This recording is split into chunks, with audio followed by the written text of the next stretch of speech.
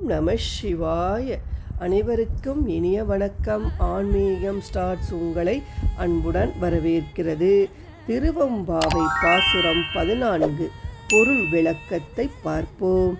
காதார் குழலாட பைம்பூன் கனலாட கோதை குழலாட வண்டின் குழாமாட சீத புனலாடி சிற்றம்பலப்பாடி வேதப் பொருள் பாடி அப்பொருளா மாம்பாடி ஜோதி திறம்பாடி சூழ்கொன்றை தார்பாடி ஆதினி திறம்பாடி அந்தமா மாப்பாடி பேதித்து நம்மை பலத்தெடுத்த மெய்யவளை தன் பாதத்திறம்பாடி ஆடேலோர் எம்பாவாய்.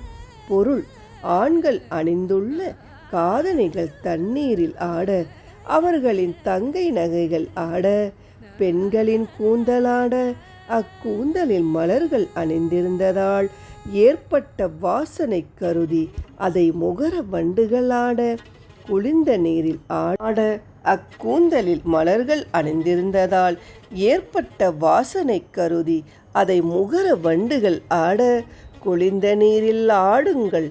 அவ்வாறு நீராடும் போது சிற்றம்பலத்தில் நடனமிடும் சிவபெருமானின் புகழ் பாடுங்கள்.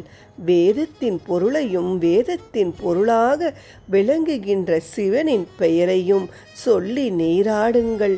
ஜோதி வடிவாய் திருவண்ணாமலையிலே காட்சி தரும் அந்த சிவனின் மாபெரும் தங்களையெல்லாம் சொல்லுங்கள். அவனது மார்பில் தவழும் கொன்றை மாலையின் மகிமை பற்றி பேசுங்கள். முதலும் முடிவும் இல்லாத அந்த இறைவனின் புகழை பாடுங்கள்.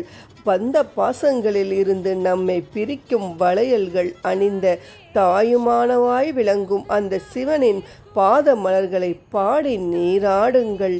விளக்கம்: குளிக்கும் போது உலகியல் சிந்தனைகளே மனதில் இருக்கக்கூடாது. குறிப்பாக குளியலின் போது இன்ப உணர்வுகளுக்கும் பிற கீழ்த்தரமான எண்ணங்களுக்கும் இடம் தரவே கூடாது.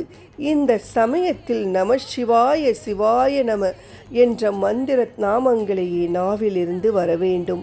இந்த திருநாமங்களை சொல்லிவிட்டு அன்றைய பணிகளை திட்டமிட்டு செய்தால் நம்மை வெற்றி தேடி வரும் என்பது இப்பாடலின் கருத்து. அடுத்த திருவெம்பாவை 15 பார்க்கலாம். நன்றி, வணக்கம். வாழ்க வளமுடன்.